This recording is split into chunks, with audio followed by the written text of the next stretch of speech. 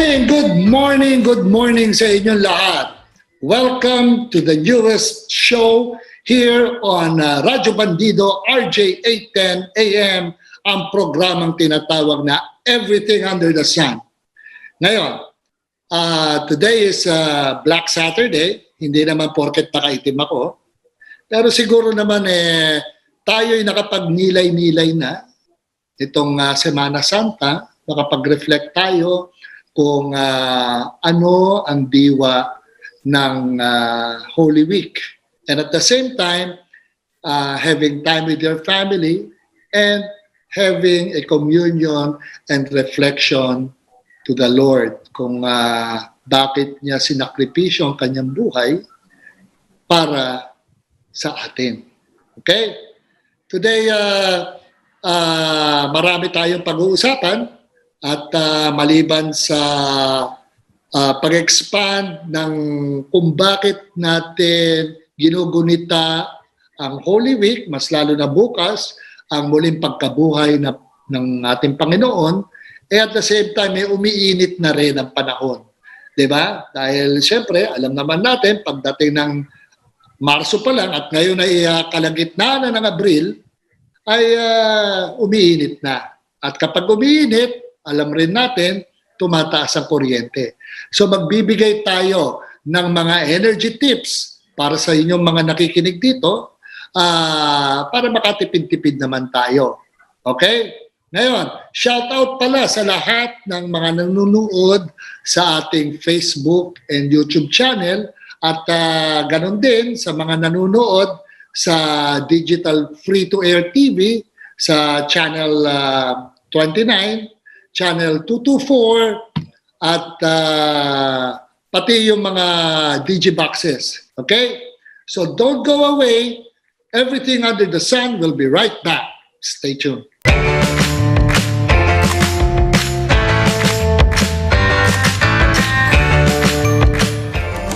Napapagod ka na ba sa hamon ng buhay? Tuloy lang kaibigan, huwag kang ihinto.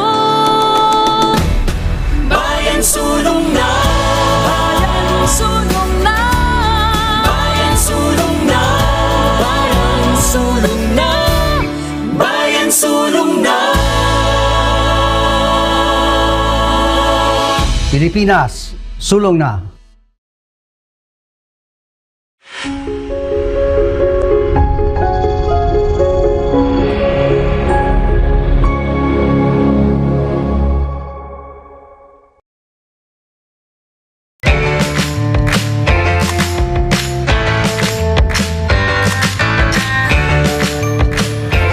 Okay, welcome back to Everything Under the Sun with your host, Jera Sison. Tulad ng sinabi ko kanina, siguro naman tayo'y nakapag-relax, nakapag-reflect simula nung Holy Thursday or Maundy Thursday dahil yung mga iba pa may pasok pa nung Miyerkules, nung Wednesday. But nevertheless, unahin muna natin, no? Dahil syempre, tayo mga Pilipino ay we look forward to this long holiday, di ba? At karamihan sa atin ay nagplaplano ng bakasyon, di ba? Dahil nga tag-init na, yung mga iba ay pumupunta sa mga malalamig na lugar tulad ng Baguio, Tagaytay, or minsan, ito ngayon, ang bagong pinupuntahan, dyan sa may Tanay, no? Dahil medyo malamig-lamig na rin ang Antipolo at Tanay area. Pero tulad ng sinabi ko kanina, huwag natin kakalimutan ang pinaka-essence kung bakit ginugunita natin ang Semana Santa. 'Di ba? Ito yung binigay na sakripisyo ng ating Panginoon in order para mailigtas tayo sa kasalanan. Diba? Yan ang dapat nating tandaan. Dahil kung iisipin ninyo, diba, walang ibang tao Dahil yung nandito ang ating Panginoon ay pumunta dito bilang isang tao na kasakasama natin. Walang ibang tao na nahigitan pa ang sakripisyong ibinigay niya sa atin, di ba? Binatikos, binastos, sinaktan, kinusify, tinusok ng spear, dito, hinayaang mamatay. Walang ibang taong kayang madaanan ang kanyang ginawang sakripisyo para masalba tayo sa kasalanan. Yan ang ating dapat tandaan.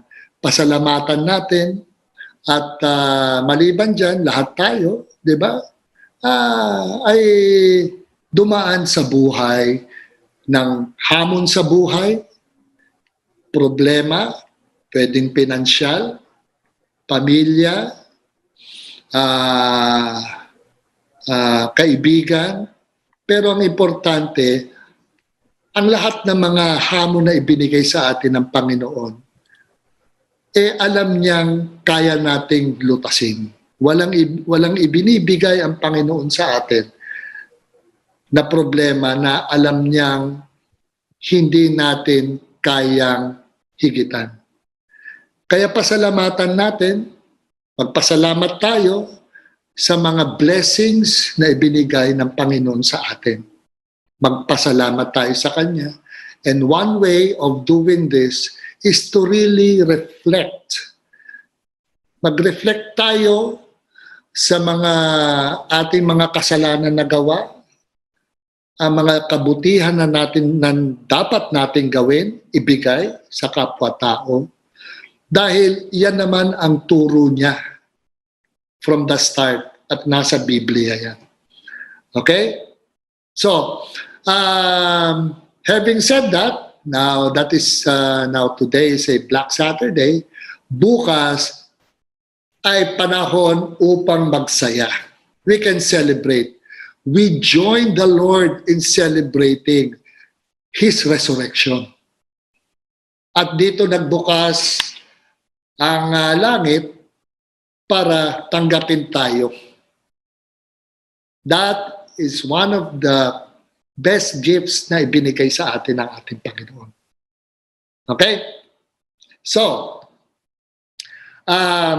going to another topic, ang pag-uusapan natin, dahil nga sabi ko sa inyo, mainit na.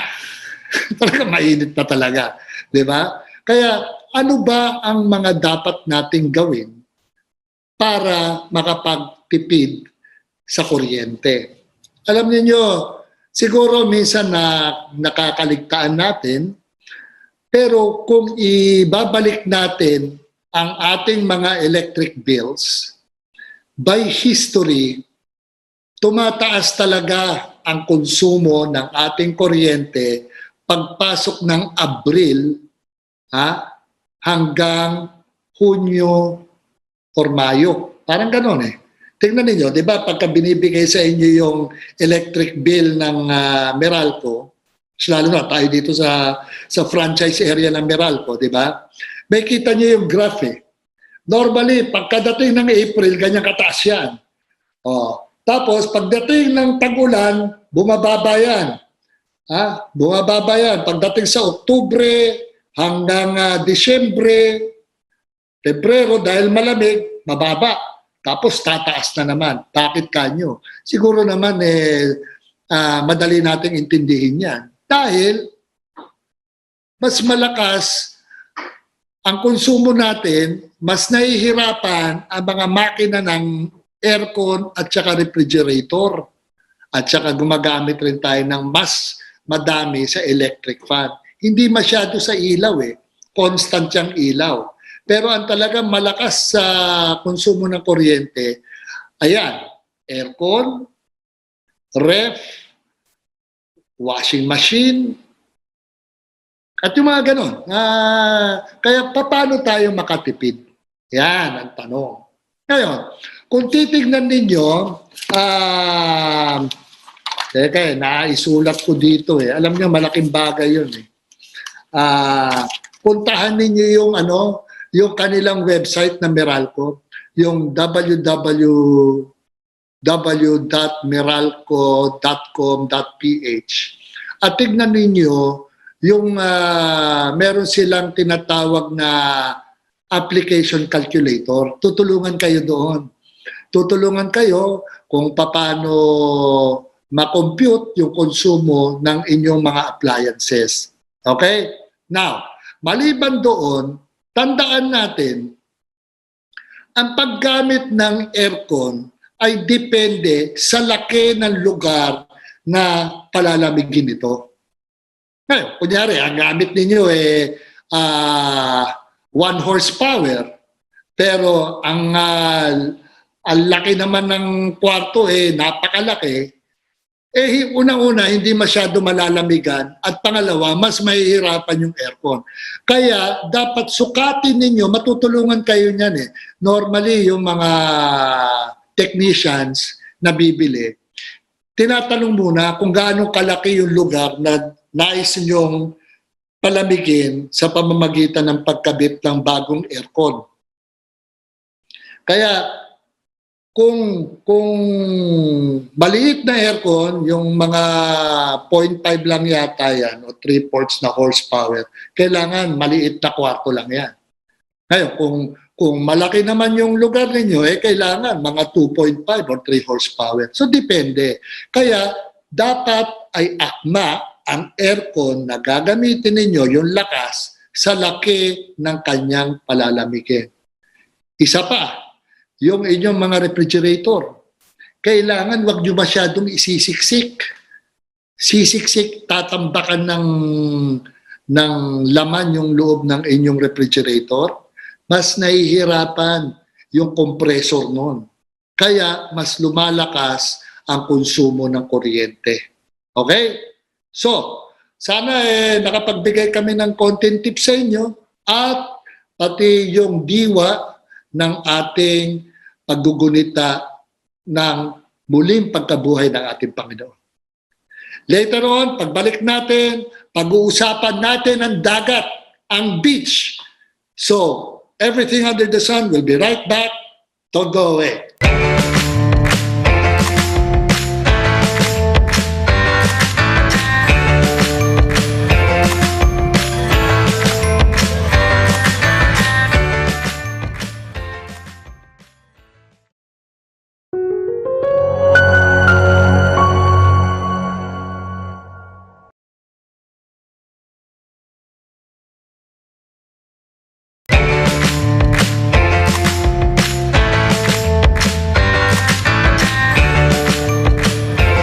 Okay, welcome back to Everything Under the Sun, and this is your host, Jera Sison.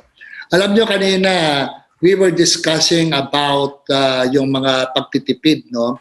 Ngayon, may mga nag-text sa akin at tinatanong na parang hindi nila masyado nakuha yung kung saan hahanapin yung mga energy saving tips ng Meralco.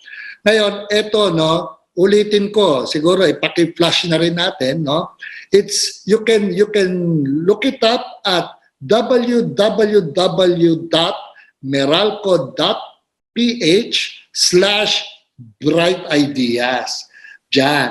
Doon nyo makukuha yung sinasabi nga nilang AppCal or Appliance Calculator para turuan kayo kung paano makatipid or gaano kalakas ang konsumo. Yan ay isang handog na tulong ng Meralco. And also, you can follow them on social media doon sa Facebook account ng Meralco. Okay? Now, ito naman ang pag-uusapan natin. Diba, sabi ko nga, ngayon ay summer na at yung mga iba, dalawang options yan, dalawang pagpipilian.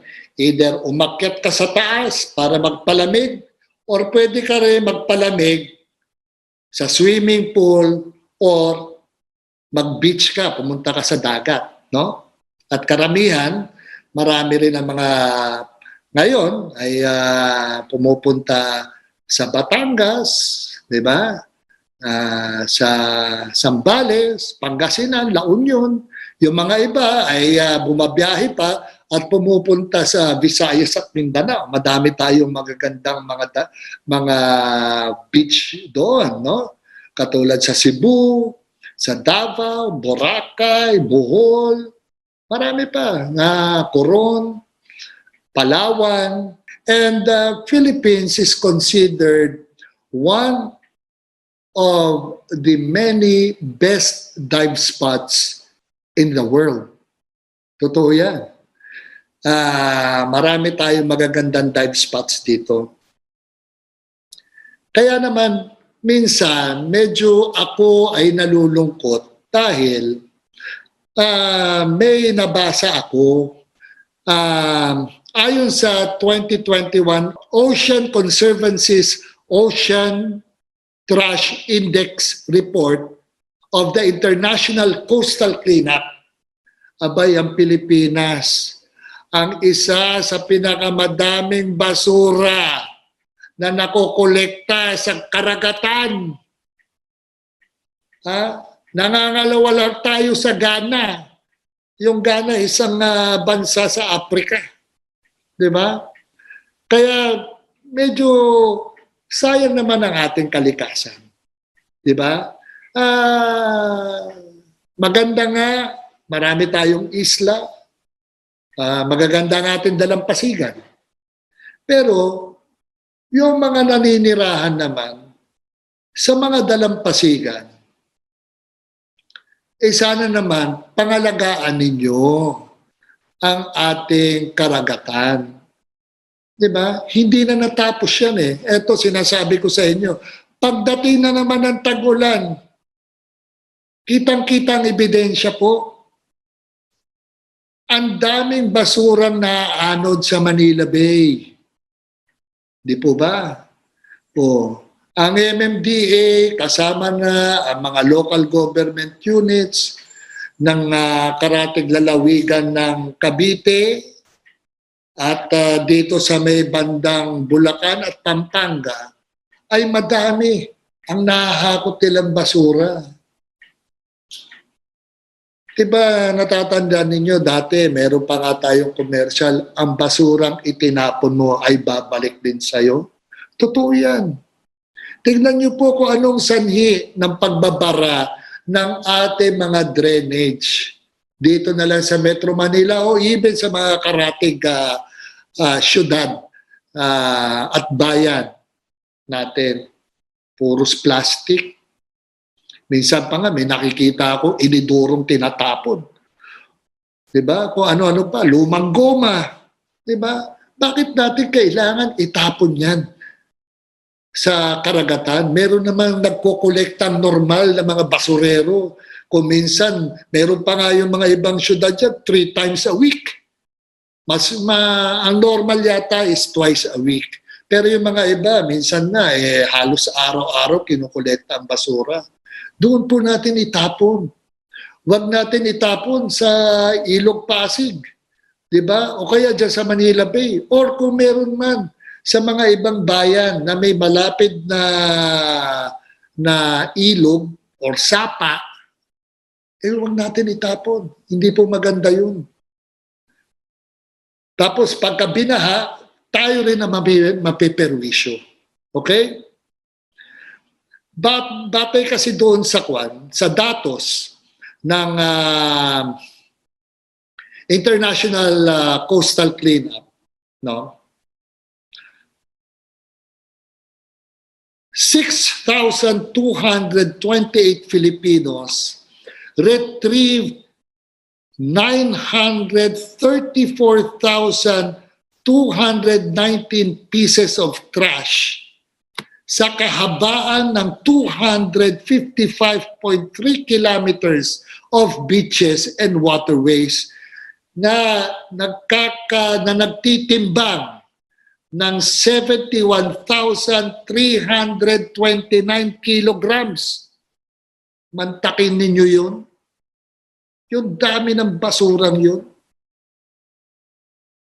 Buti sana kung hindi kinukolekta ng ating mga local government units ang ating mga basura.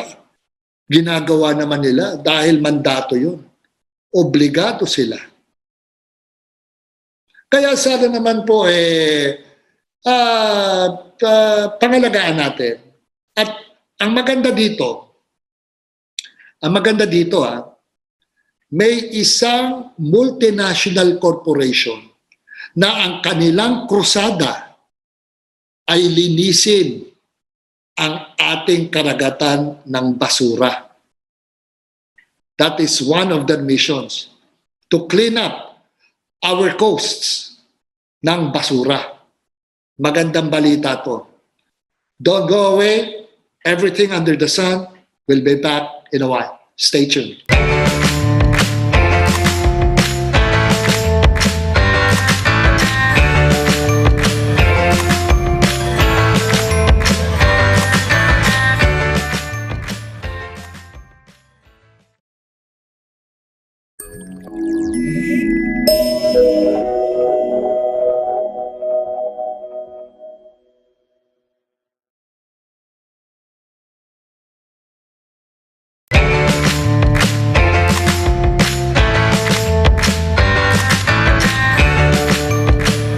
Okay, welcome back to Everything Under the Sun. This is your host, Jera Sison. Well, a while ago, may sinabi ako sa inyo na isang malaking multinational company or corporation na their crusade is to clean up the shores of our country. Now, we will be showing you a short clip what this is all about.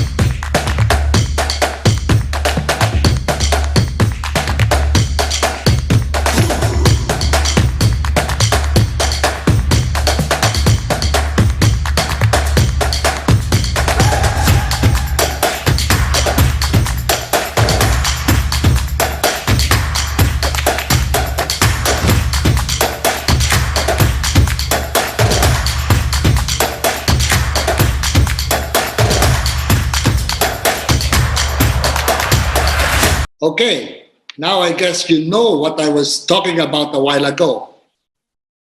The woman behind all these things in Metro Pacific Investments Corporation, or MPIC. Ladies and gentlemen, I'd like to introduce Miss Melody Del Rosario. Good morning, Melody. Good morning, Jera, and a wonderful day sa lahat ng viewers, sa lahat ng nakikinig sa anything and everything under the sun. Congratulations, Jera, for this program that you're having now. Talagang level up ka na, ha? Thank you, and thank you very much. At pinaunlakan mo ako dito sa aking programa to discuss more about MPIC, kung anong ginagawa ng MPIC at kung anong ginagawa mo for MPIC. But anyway, before we get into that, di ba, you've been working for MPIC for quite some time, okay? So siguro I can say that yung loyalty mo talaga nasa company ito. But what made you stay here? And how did you end up working with MPIC? Okay, ito na yung mga sagot na mabubuko ang ating mga edad, di ba? So, after my dad, he used to be the assistant fiscal in Malabon. The private practice na siya. He asked me to help him. Sabi ko, all right. So I gave it about 2 years. And then sabi ko, I'm not a lawyer. in terms of career path, I don't see any bright future. So I started looking for another job. Nagpaalam ako sa kanya. Kasi yung kanyang law firm, Manalaysay and Associates, ako yung aso, di ba? Yung aso. So, ayoko naman na ganun, di ba? So, napasok ako sa Metrovet, which happens to be the subsidiary of Metro Pacific Corporation at that time. Wala pang investments, no? So, si Metro Pacific Corporation, nag-spin off siya from the purchase of First Pacific ng Metro Drug. Nag-rename siya into Metro Pacific Corporation. So, it was a consumer business at that time.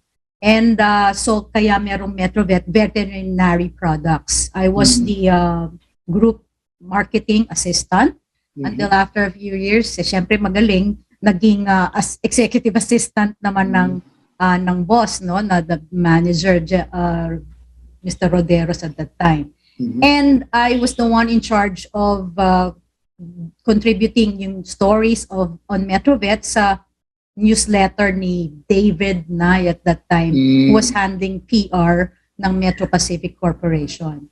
So I keep on doing yung mga editing and then submitting stories. So nagustuhan niya ako, sabi niya, why don't you work for me? Why not, di ba? Holding company levels to. So I accepted the offer. I went there and that's where my PR career started. And yun, so sinasabi mo yung loyalty, I think with 3 years now, almost 3 years na I've put my life into it, I think my loyalty is unquestionable. Yeah, definitely. Ako talaga masasabi ko yan. Yeah. There are, what really, if you think about it, what are the things that make people stay in a company? I think number one is, yung leadership, di ba? Yung seeing how the top level can actually motivate people, enhance them, and become the driving force, no, in steering the company into the direction, the vision it wants to attain. And for the last 3 years 3 decades na pala, 3 years na I've been working, nakita ko talaga na kung ano yung gusto ni MVP at our boss, Manny Pangilinan, talagang nagkakatotoo. Yung the vision that he wanted. Of course, there were a lot of challenges in between. And he was able to hurdle all of them. And his work ethic, his compassion, and his love for his country trickles down to his employees in the same manner that he ignites that same passion in us, na whatever it is we do, yung influence niya talaga, it resonates throughout the organization. Yeah. So, dun pa lang, di ba? Next, yung company, and then the company culture, kung ano yung, di ba, kung ano yung klaseng leadership ng boss, I've mentioned, it trickles down. It develops the company culture, di ba? Yung the values that you usually see in a company, mga team building, yung mga ganyan, and achieving yung business goals together, yung passion, di ba? Integrity. Yan, those are the things that I think are really critical, no, relevant nowadays. Kasi if you don't have passion in what you're doing, di ba? Totoo yan. Hindi mo talaga magagawa eh. Oo, totoo yan. Oo. And si boss, he doesn't look for people who are brilliant, no? Basta gusto niya hardworking, unquestionable integrity, tapos competent naman. Hindi naman niya sinabi, porque hindi ka brilliant, hindi ka competent. Dapat competent ka at magaling ka, diba? So, yun. Well, I guess it's a good balance talaga, no? Yung competence, di ba? Brilliance and passion. I think that's a very good formula. And I think you have that kaya for 3 decades, nandiyan ka na. But correct me if I'm wrong, Melody. Ang balita ko, you are now wearing multiple hats. Aside from being the head of MPIC's PR, Corporate Communications, Advertising, and CSR, one ka rin sa Corporate Information Officer of the company for the Philippine Stock Exchange, as well as President of the MPIC Foundation. Di ba? Hindi kaya, totoo ba yan? Biro mo yan? Biro mo yan? So that's competence and brilliance. How do you manage all these things? Yung dami mong trabaho. Okay, so I think it's the trust of management to empower you. So as long as they see that kaya mo pa at alam nilang you can do it, they entrust you with the responsibilities. So over the years, I've learned to multitask, and that's very, very important. And you grow with the company. The more you understand the industry and what the company is doing, and then the more that you contribute, then diba, management definitely, or our principal officers definitely see the potential in each and every one of us. So it's also important that as a leader or as an executive, you should be able to get the right people to make your team, diba? Kasi in our level, pag executive ka na, oversight na lang yung sa'yo, diba? You do the strategies, diba? And they are the ones who should implement it. So when you have the right people, definitely yung may natural flow of teamwork, and then you have one goal. Yung delegation is really part of the whole process, diba? Making sure that all bases are covered. And yun nga, make sure that you empower them and so that they unleash their full potential, their talents. At saka yung making use of resourcefulness, yung collaboration, yan, important yan in doing a lot of tasks, no? And a lot of the different hats that you said that I'm working on. Ang hirap sa PR, di ba? You have to come up with a communication plan, di ba? Alam mo yan, yung implementation, di ba? It's key. Yeah. And then identifying your publics, kung kanino mo ba i-address yan. And of course, public relations is all about building a relationship of trust, di ba? Whether it is with media, whether it is with your partners or your public or your audience. Kasi pagka walang trust, di ba, sira ka na. Hindi na tayo paniniwalaan, di ba? That's first and foremost. And how do you build your trust? It's making sure that you deliver your promises, making sure that kung ano yung napag-usapan, you make them realize na mafu-fulfill yun. Yeah. Okay. Later, we'll get into a break, but later on, we'll be diving on certain issues na alam ko very close to your heart. Okay, Everything Under the Sun will be back with Miss Melody Del Rosario of Metro Pacific Investments Corporation. Stay.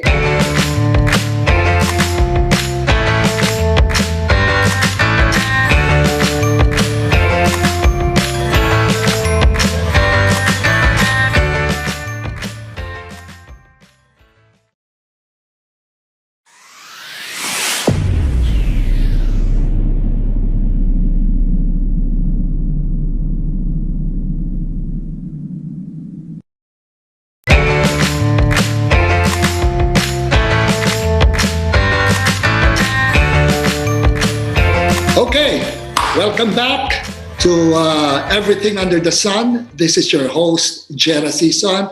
And still, we have the beautiful Miss Melody Del Rosario of MPIC to discuss more about MPIC Foundation. Okay, Melody, sabi ko nga kanina, we'll be diving into a very important crusade that you've been doing for Metro Pacific. And since sinabi ko yan, alam ko kasi diver ka, scuba diver ka. What is this Shore It Up all about? Shore It Up is about engaging coastal communities, no, and raising their environmental awareness so that they can care for their environment, especially kung saan sila kumukuha ng pangkabuhayan nila. Now, MPIF, or its foundation, is the corporate social responsibility arm of Metro Pacific Investments Corporation. And we have 4 fronts of social infrastructure, yung environment, education, economic empowerment, and disaster response and social development. So in these 4 sectors, we believe that we have contributed significantly to a lot of the areas already. So since 2009, we have partnered with the different communities and organizations. And ito nga, yung aming flagship program on the environment is Short It Up. Ito yung lead ng MVP group in terms of coastal community engagement. And we've been doing this for the past 14 years. Yeah. We also have Mano Amiga. We have supported 30 scholars simula pa nung sila ay naging kindergarten, no, hanggang mag-graduate na sila. They're now in grade 11. So ganun yung aming commitment eh. Hindi yung isang beses lang isang bagsak, no, at bibitawan mo na. So we want to see them through hanggang maging college na sila. Then of course we have economic empowerment, making sure that we contribute to livelihood.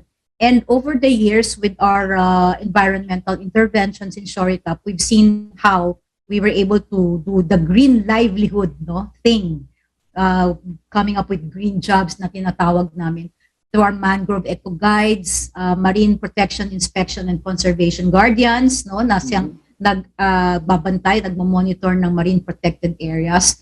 And yung aming CSR initiatives are also in collaboration with most of our subsidiaries as well. So when we go to certain areas, ang mga volunteers dyan ay yung MVP group. Kasama sila doon na talagang nag-contribute as volunteers. So in Short It Up, you mentioned that yes, it's very close to my heart because before noon, sponsorship lang kami on coastal cleanup. So there was one time na I sponsored a coastal cleanup sa Anilao, no, in 2009. Nagkaroon ng Typhoon Ondoy. Tapos nandoon lang ako na parang observer. Sabi ko, bakit ganito? Ganito palang sponsor, nanonood ka lang. You don't have any control of what's happening, no? Tapos you feel helpless. And doon ko nakita yung basura na talagang tumapon sa baybayin or sa shore. And sabi ko, we should be really proactive in making sure that people are aware of yung trash na tinatapon nila sa dagat, no? At kung paano ito bumabalik and how it, kahit sa city, di ba, nung Ondoy, nakita natin yung baha, no? Na talagang nag-destroy ng madaming bahay. So, we work closely with the LGU. Dahil nakita namin, we need them. Kung wala ang LGU, ay hindi rin may implement, no? Alam niyo naman ang mga LGUs, they need to be informed of the activities. So that's the right formula that we've developed over the years. Kinakausap namin sila para malaman what are the needs of the community that we can do. And with that, our growth flourished to 11 partner sites across the Philippines in Alaminos, Pangasinan, Del Carmen, Siargao, Medina, Misamis Oriental, Puerto Galera, Cordova in Cebu, Mabini, Batangas, Subic, Zambales, Bohol, Siargao, and Marinduque. Yan. So, dami. Oo. So, talaga madami. So, since 2009, I think we have already invested 62 million in program support for these initiatives. And from a coastal cleanup, kung saan kami nag-umpisa, we've developed it into programs. So the journey was like a learning session also for us because hindi naman kami experts eh. We had to get board of advisors para magkaroon kami ng propagation and protection of mangroves, di ba? Yeah, kaya nga, Melody, can you give us a little sample? Ano yung mga projects na namunga dito sa Short It Up? What are these projects? So with that, nagkaroon kami ng propagation and protection of mangroves. Nagkaroon kami ng 3 mangrove centers, no? One in Alaminos, one in Siargao, Del Carmen, Siargao, at saka yung isa sa Cordova. And then, nagkaroon kami ng conservation and monitoring of marine protected areas and marine species. Kaya nagkaroon kami ng marine guardians. Sila yung mga bantay dagat. Pero nakita mo naman ng bantay dagat na wala silang gamit. So, nag-provide kami ng tools of the trade na mga GoPro, searchlights, GPS. At saka binigyan namin sila ng scuba diving lessons para they would understand also kung ano yung pinoprotektahan nila. Hindi yung nasa surface lang sila at nasa boat lang sila, di ba? And then, with that, to date, we have already 5,300 hectares of protected mangroves, no? So, and we also have 10 mangrove eco guides. So, yung centers na yon, meron din siyang eco guides who are accepting visitors, tourists, and they guide you and give you information on mangroves. Tapos kung gusto mo magtanim, tutulungan ka din nila at tuturuan kung paano magtanim. We have 36 MPIC guardians, no? And then we have about 1,000 volunteer divers, no, na iba-ibang capacity. Merong tech divers, may cave divers. May tech divers na rin na, yes, yes, as volunteers, as part of Shoritap. So, yun yung mga naging magandang, and most recently, we have a 4-year commitment to shore up the Tubataha Reefs Natural Park, yung ating crown jewel, no? Recognized as a UNESCO World Heritage Site. Wow, galing naman. Yes, tapos itong year na to, we are also implementing the Shoritap Weekend in the province of Marinduque. Yeah. Ano meron naman doon sa Marinduque? Okay, so ganito yan. We have a vision of creating a brotherhood of marine guardians in the Mimaropa area. And as you understand, may we well realize, the Mimaropa area is where the Verde Island Passage is. Yeah. The Verde Island or the Verde Island Passage is the center of marine biodiversity. Diba? So kung magkakaroon tayo ng marine guardians in every area, in Mindoro, in Marinduque, in Romblon, and in Palawan, Mimaropa, magkakaroon ng mas efficient way of communication and monitoring those areas, no? Diba? Para wala na yung mga illegal fishing, wala na yung unsustainable practices in fishing, and the marine protected areas are being monitored very well with the help of our marine guardians na magkakaroon na ng very good communication. May two-way radio sila, meron silang base and repeater stations na mas madali ang magiging communication nila. So wala na makakatakas. Talaga, I think it's high time talaga that a lot of people must be aware dito sa biodiversity natin, di ba? With all this pollution, yung mga maling pagtapon ng mga basura, not only on the coastal, pati doon sa gitna ng karagatan. Di ba? Yes. Maraming nagdadump din dyan na hindi nakikita ng mga tao. Di ba? Buti nandiyan kayo na nababantayan yan. It's sad nga doon sa pinakamalalim na daw na part ng dagat, dumadating na din daw ang basura. So it's really sad, di ba? Yeah. Na hindi lang siya sa surface, bumababa na din. So ano na mangyayari sa karagatan natin wherein doon tayo kumukuha ng pang-help sa ating climate change and cooling the system, cooling the di ba, yung earth natin, our planet. Oh. Wow. Well, anyway, Melody, no? Maganda you were able to clearly explain what the Metro Pacific Foundation is doing, no? Para tulungan ang ating kalikasan, plus yung mga scholarships at saka mga binibigay ninyong kabuhayan sa mga ibang tao. Very good. Yes. Now, actually, si Boss talaga is a key factor because of his gabay advocacies. Yeah. Okay. Well, good. Ang ganda nun. Well, anyway, Melody, no? Before we end this, no? What message can you give to the viewers, no? With regards, actually, nasabi mo na kanina, no? Pero ano pa ang masasabi mo tungkol sa maibibigay mong mensahe with regards to work na ikaw as a successful corporate executive and your passion in helping people? Okay, so work-wise, I think you should love what you're doing, di ba? Because when you're passionate about it, you will find a sense of purpose already. Everything else will follow. Maisip mo, ito yung kailangan ng tao, ito yung kailangan nating gawin, and then everything else would fall into place kasi you would be able to think of programs that addresses the needs of a lot of people. And we at MPIC, we've been a government partner ever since. We have providing support towards infrastructure development, and we were always there in times of calamities, typhoons, earthquakes, volcanic eruptions, and even in the COVID-19 pandemic, nandoon kami. So, because this is the mantra of our boss, to always contribute to the upliftment of lives of all Filipinos. So, we're a company not just for profit, but also in making progress and inspiring change, and making sure that whatever you do, you would always have the community in mind. So, yun yung pinas on sa amin ni Boss MVP, that everyone in the company, all its executives are doing in terms of service, in terms of project developments, and in terms of reaching out to communities through CSR. Okay, very well said, Miss Melody. Maraming salamat, no, for spending your weekend morning with us.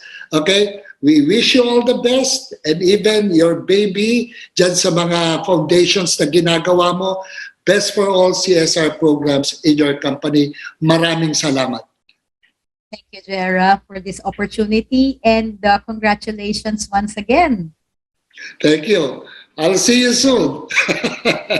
Yes, looking forward. Yeah, okay. Thank you. Bye-bye.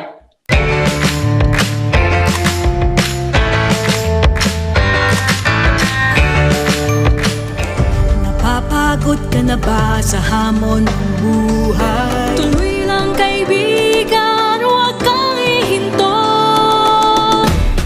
Bayan sulong na, bayan sulong na, bayan sulong na, bayan sulong na, bayan sulong na. Pilipinas, sulong na.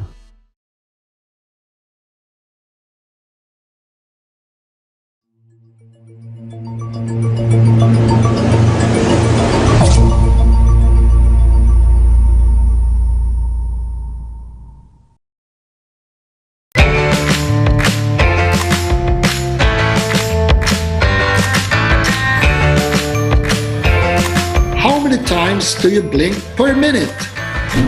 Whether you realize it or not, you blink around 20 times per minute.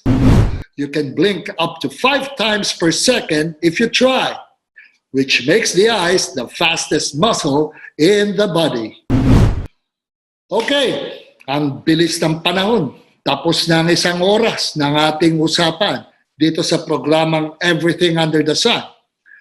But before we end the show, as usual, we give you some words of wisdom and give you a quote from the very popular British writer C.S. Lewis. A proud man is always looking down on things and people. And of course, as long as you are looking down, you cannot see something that is above you. Well, that ends our show. Hope to see you again next week here on Everything Under the Sun. This is Jera Sison saying, enjoy the weekend. Bye-bye.